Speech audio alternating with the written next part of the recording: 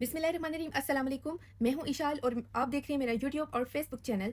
बात करते हैं खान साहब से मुलाकातों के हवाले से। आज खान साहब की मुलाकात है खान साहब की बहनों से।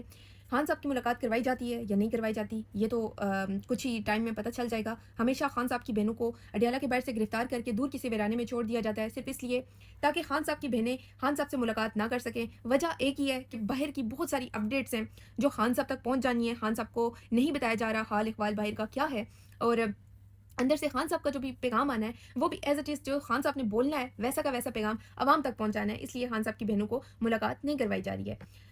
9 मई केसेस में ट्रायल्स में तेज़ी लाई जा रही है। नज़र ये आ रहा है कि शायद ये एक धमकी के तौर पर कि मादनियात का बिल जो है वो पास करो, वरना 9 मई केसेस में तुम्हें नाअहल भी करेंगे और तुम लोगों को अंदर भी डाल देंगे, केपीके की हुकूमत भी गिरा देंगे, जो सीटें मिली हैं वो भी छिन जाएंगी, नाअहल हो जाओगे। तो फिर ये मादनियात का बिल भी हम पास करवा लेंगे, यानी कि हर सूरत मादनियात का बिल पास करना है। इसीलिए 9 मई केसेस में जो ट्रायल्स हैं उनमें तेज़ी लाई जा रही है, ताकि जल्दी जल्दी इनको या तो सजाएं दी जाएँ या फिर मादनियात का बिल ये लोग प्रेशर में आकर पास करवा लें।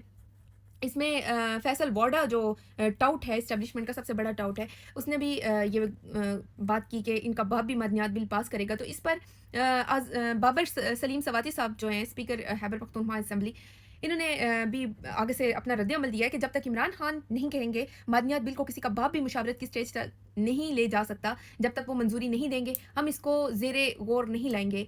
लेकिन मैं हमेशा से इस चीज़ को नहीं मानती हूँ कि खान साहब जेल के अंदर रहें और उनको जाके बिल का न जाने कौन सा मसवदा पेश किया जाए और बिल पास करवा लिया जाए। मेरा ये ख्याल है और मैं ये कहूँगी हमेशा की तरह, मैं पहले भी यही कहती आई और मैं अब भी यही कहूँगी कि जब तक खान साहब को रिहा नहीं किया जाता तब तक ये बिल, ना तो इस बिल पे गुफ्तगू होनी चाहिए खान साहब से और ना ही इस बिल को पास करवाया जाना चाहिए। ठीक है, देखिए खान साहब से जेल में भी बात होगी ना, तो खान साहब इस मुल्क का खैर हवा है, खान साहब इस मुल्क के मुखलिस हैं। उन्हें न जाने कौन सा मसवदा पेश किया जाएगा, जैसे 26वीं आईनी तरमीम में इन्होंने किया, ठीक है। तो इसी तरह से खान साहब को शायद ऐसा मसवदा पेश किया जाए जिसमें फ़ायदे ही फ़ायदे हों। वो केपीके के अवाम के फ़वाइद भी हो सकते हैं, ठीक है। वो पाकिस्तान, ओवरऑल पाकिस्तान के फ़वाइद होंगे, ठीक है। लेकिन असल मसवदा कुछ और होगा, ठीक है। ये जाली एक झूठा मसवदा बना के खान साहब को पेश कर सकते हैं और उस बिल को पास करवा सकते हैं, क्योंकि ये जानते हैं कि इमरान खान पाकिस्तान के फ़ायदे की बात करता है। इमरान खान हमेशा पाकिस्तान के फ़ायदे का सोचता है।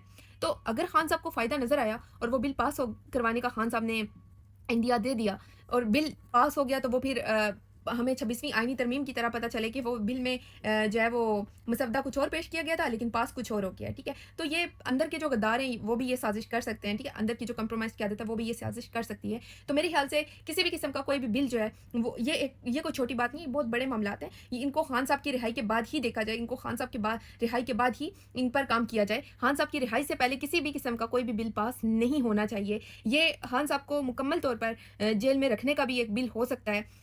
अगली बात ये कि मदनियात के हवाले से ही अमेरिकी कांग्रेसमैन जैक ब्रैगमैन वो पाकिस्तान दौरा करके जाते हैं, वापस जाते हैं अमेरिका, तो वहाँ से फिर एक ट्वीट आता है रिलीज़ इमरान खान का। तो इस पर बहुत सारे लोग बहुत खुशियाँ मना रहे हैं कि जी दोबारा से ये ट्वीट आ गया, बल्ले बल्ले हो रही है, ठीक है। लेकिन मैं ये कहती हूँ कि पाकिस्तानियों को अपनी लड़ाई खुद लड़नी चाहिए। हम क्यों बाहर से किसी मूसा का इंतज़ार करते हैं कि बाहर से कोई मूसा आएगा और वो हमारे लिए लड़ेगा? क्यों हमें किसी मूसा का इंतज़ार रहता है बाहर से? हमारे अंदर से मूसा बनने होंगे। अगर हम बाहर से किसी का इंतज़ार करेंगे, कोई बाहर से आके हमारे मुल्क के फ़िरौन से लड़ेगा, तो फिर हमारा होने का क्या फ़ायदा, ठीक है।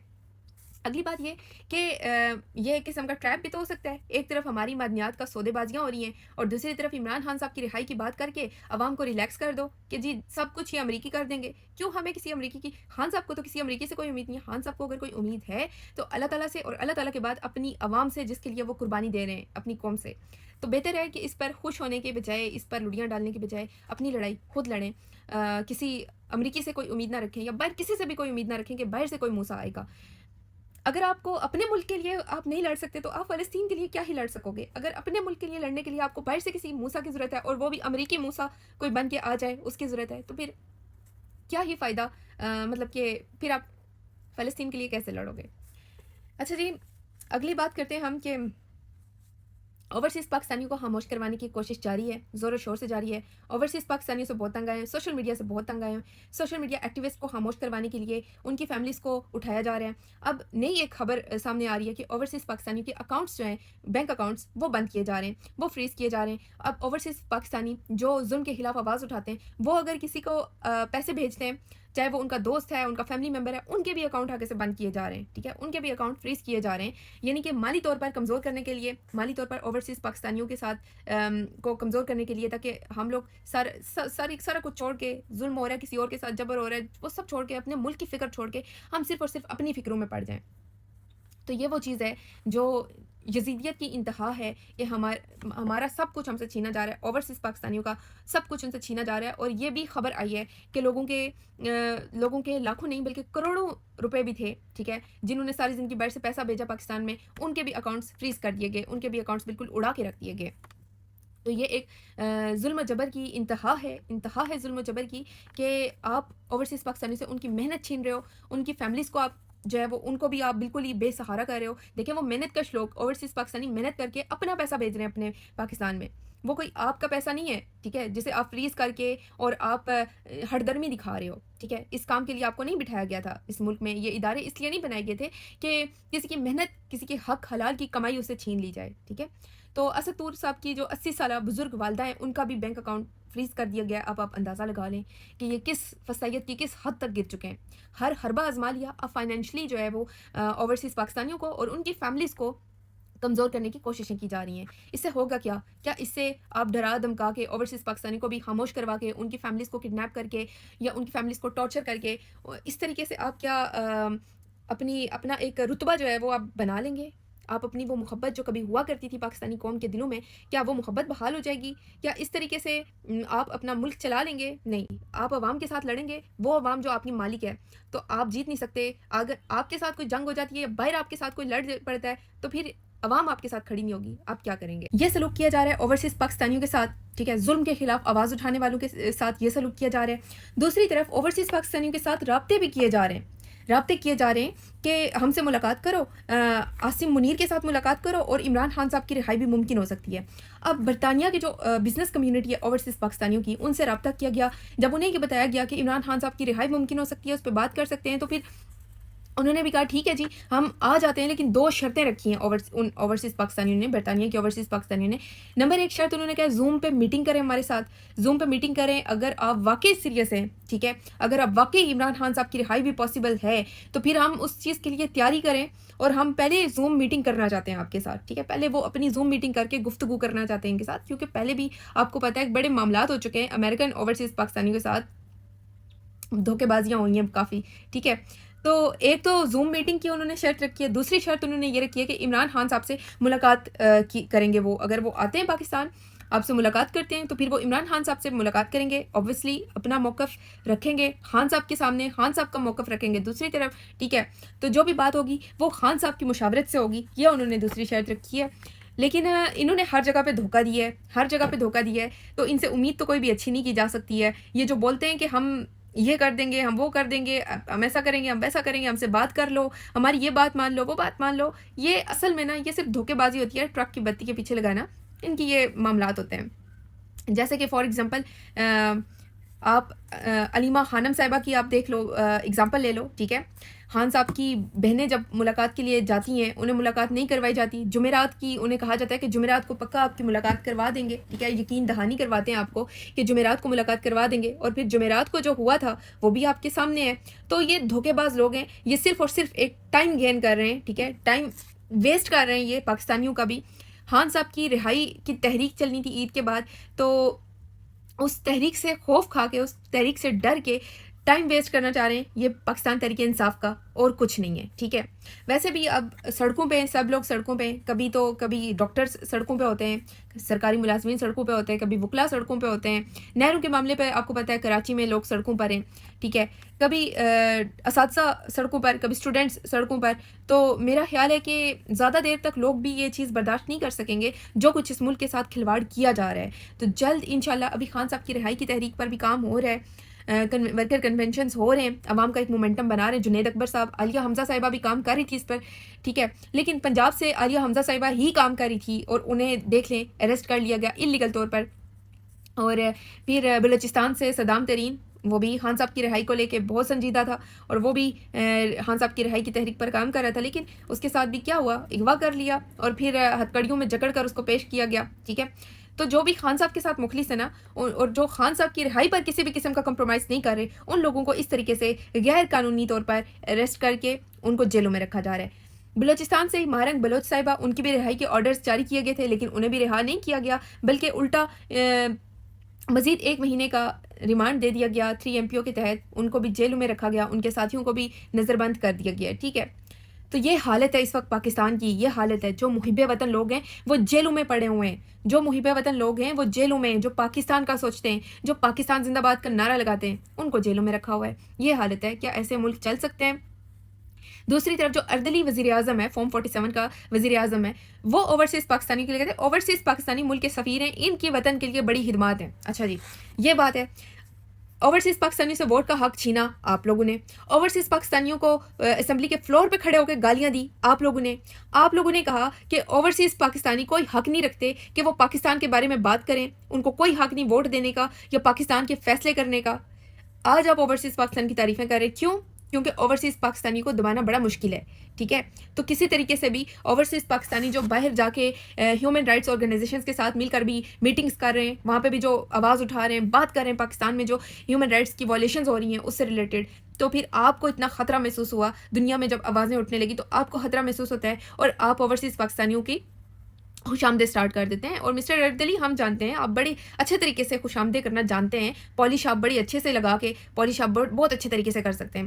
آپ پہلے اپنے مالک کی پہلے آپ پالش کرتے تھے، لیکن اب آپ نے اوورسیز پاکستانی کی بھی پالش شروع کر دی ہے۔ لیکن اوورسیز پاکستانی جانتے ہیں ہمارا ووٹ کا حق عمران خان نے نہیں، ہمارا ووٹ کا حق تم لوگوں نے چینا، ٹھیک ہے۔ تو اوورسیز پاکستانی کبھی اس دھوکے میں نہیں آئیں گے، جتنا مرضی تعریفیں کر لو، مکھن لگا لو، خوش آمدید کر لو، ٹھیک ہے۔ اچھا جی، اگلی بات کر لیتے ہیں کہ گندم کسانوں کو بہت بڑا ریلیف دیا گیا ہے، بہت بڑا ریلیف دیا گیا ہے کسانوں کو۔ گندم کی صحیح قیمت نہ ملنے پر سراپا احتجاج کسانوں کے لیے وزیر اعلیٰ فارم 47 کی جعلی، ٹھیک ہے، وزیر مریم نواز کے حکم پر تاریخی گندم پیکیج۔ اب آپ سنیں گے نا تو آپ حیران ہو جائیں گے، اتنا بڑا پیکیج اناؤنس کر دیا ہے کہ میں کہتی ہوں کہ کسانوں کی تو اگلی 3-4 نسلیں تو آرام سے بیٹھ کے کھا سکتی ہیں، اتنا بڑا پیکیج اناؤنس کیا گیا ہے۔ کسانوں کو فی ایکڑ 5,000 روپے امداد دی جائے گی، پورے 5,000 روپے، اور یہ میری طرف سے تو آپ لعنت بھی سمجھ سکتے ہیں، ٹھیک ہے، جو اناؤنس کری ہے اس پہ۔ صوبائی وزیر مریم اورنگزیب فارم 47 کی نے کسانوں کو خوشخبری سنا دی، وہ پورے 2,000 روپے تھا نا، تو یہ پورے 5,000 روپے، ٹھیک ہے، پورے 5,000 روپے فی ایکڑ امداد دی جا رہی ہے کسانوں کو۔ اندازہ کریں، کسانوں کو تباہ و برباد کر کے یہ ڈھونگی عورتیں، یہ ڈرامے باز عورتیں، یہ ڈائنے کھا کے پورے پاکستان کو پورے 5,000 روپے فی ایکڑ، ٹھیک ہے، ذہن میں رکھیے، فی ایکڑ پورے 5,000 روپے امداد دے رہی ہیں۔ بھائی آپ نے کسانوں کو تباہ برباد کر دیا، ٹھیک ہے، اپنے کسان سے آپ نے گندم نہیں خریدی، اپنے کسان کی گندم پڑے خراب ہو گئی، ٹھیک ہے، وہ گندم نہیں اگا سکا، اگلی گندم وہ اگا نہیں سکا، ٹھیک ہے، پھر آپ نے کسانوں کے ساتھ یہ دھوکہ کیا، اسے اتنے سستے میں سمجھ لیں کہ فری آف کاسٹ آپ نے خرید لی اور باہر جا کے آپ نے اتنی مہنگی بیچی۔ باہر سے آپ گندم منگوا رہے ہیں، گندم آپ امپورٹ کر رہے ہیں، اپنے کسان کو آپ نہیں پوچھ رہے۔ اندازہ کریں، یہ تو آپ کا حال ہے۔ اور پھر جب کسان احتجاج کرتا ہے تو آپ کہتے ہیں کہ فی ایکڑ 5,000 روپے، پورے 5,000 روپے کے پیکیج کی خوشخبری مریم نواز کی طرف سے، جیسے اس نے اپنی جیب سے دینا ہے، اس نے اپنی جیب سے ادا کرنا ہے 5,000 روپیہ بھی، وہ بھی ہمارا ہی پیسہ ہے، جو ادا کرنا ہے وہ بھی ہمارا ہی پیسہ ہے، ملنا بھی ہے یا نہیں ملنا وہ نہیں پتا ہے، لیکن 5,000 کیا ہے بھائی، 5,000 ہے کیا، ٹھیک ہے۔ تو یہ حالت ہے ان ڈھونگی عورتوں کی، اس ڈھونگی حکومت کی، فارم 47 کی جعلی حکومت جب سے آئی ہے ڈرامے کری جا رہی ہے، کبھی 2,000 روپے دے رہی ہیں، کبھی 5,000 روپے پورے دے رہی ہیں، ٹھیک ہے۔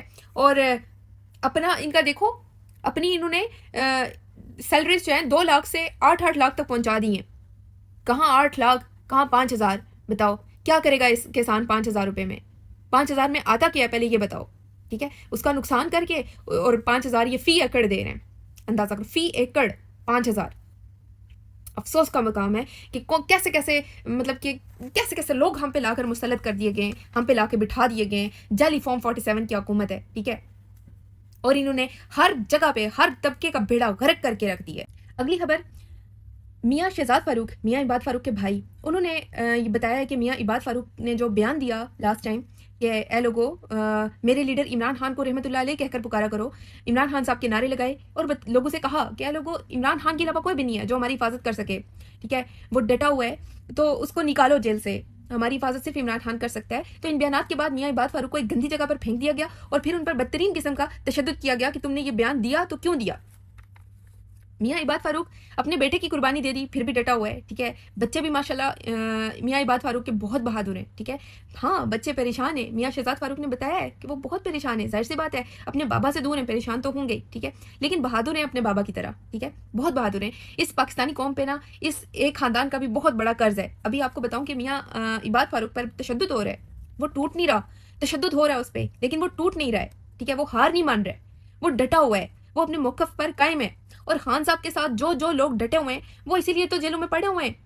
میاں عباد فاروق نے جیل میں نہ صرف قرآن حفظ کیا بلکہ اپنے ہاتھ سے قرآن پاک لکھا بھی. ٹھیک ہے, میاں عباد فاروق کے بھائی نے بتایا کہ انہوں نے کبھی تھانہ نہیں دیکھا تھا. وہ لوگوں نے کبھی کسی کے ساتھ لڑائی جھگڑا نہیں کیا. میاں عباد نے کبھی کسی کے ساتھ لڑائی جھگڑا تک نہیں کیا تھا. ٹھیک ہے, امیزون کے سب سے بڑے انویسٹرز تھے لیکن ان کے کاروبار تباہ ہو گئے, ان کی فیکٹریاں تباہ ہو گئی, سب کچھ تباہ ہو گیا ان کا. وہ بتاتے ہیں کہ ہم اپنا نظام زندگی بہت مشکل سے چلا رہے ہیں, گھر کا نظام تباہ ہو گیا ہے, بچوں کی پڑھائی تباہ ہو چکی ہے, ہمارا گھر پتہ نہیں کیسے چلا رہے ہیں ہم. ٹھیک ہے, ہمارے کاروبار تباہ ہو چکے ہیں. سب کچھ اس بندے نے نا قربان کر دیا. پھر بھی میاں عباد فاروق کا بھائی پھر بھی کہتا ہے کہ ہم لوگ پھر بھی اپنے لیڈر عمران خان صاحب کے ساتھ, ہم خان صاحب کے ٹائیگر ہیں, ہم خان صاحب کے ساتھ کھڑے ہیں, ہم پاکستان کے ساتھ کھڑے ہیں اور ہمیں پتہ ہے کہ یہ پاکستانی قوم ہمارے ساتھ کھڑی ہے. میاں عباد فاروق صاحب, میاں شہزاد فاروق صاحب, اس پاکستانی قوم پہ آپ لوگوں نے بہت بڑا احسان کیا ہے. آپ لوگوں نے جو قربانی دے دی ہے نا, اس قربانی کا بدلہ کبھی نہیں دے سکتی یہ پاکستانی قوم, آپ کو نہیں دے سکتی بدلہ. ٹھیک ہے, تو یہ ظلم بند ہونا چاہیے. ظلم کی رات بہت کالی ہے, بہت اندھیری رات ہے. انشاءاللہ ظلم کی یہ راتیں ڈھلیں گی اور ضرور ڈھلیں گی. اللہ تعالیٰ پر ہمیں پورا یقین ہے. ہم آواز اٹھاتے رہیں گے, ہم بولتے رہیں گے. آوازیں بند بھی ہو جائیں تو ہماری آوازیں اور بنتی جائیں گی, اٹھتی جائیں گی, بولتے رہیں گے لوگ. یہ سلسلے نہیں رکتے. ظلم و جبر کر کے کسی کو خاموش نہیں کروایا جا سکتا. ایک انسان خاموش کروا دیں گے, اس کے متبادل اور لوگ اٹھیں گے اور لوگ بولیں گے. یہ فستائیت بند ہونی چاہیے. آپ کو تو کشمیر اور اسرائیل آزاد کروانا تھا چودھری نظام الدین صاحب, آپ کو کشمیر اور فلسطین آزاد کروانا تھا. آپ تو ہماری آزادی چھین کے بیٹھ کے جو بولتا ہے اسے اٹھا لو, اس کے ساتھ ظلم و جبر کی انتہا کر دو. بہرحال ہم خان صاحب کے ساتھ کھڑے ہیں, ہمیشہ کھڑے رہیں گے, آخری سانس تک کھڑے رہیں گے. پاکستان زندہ باد, عمران خان زندہ باد.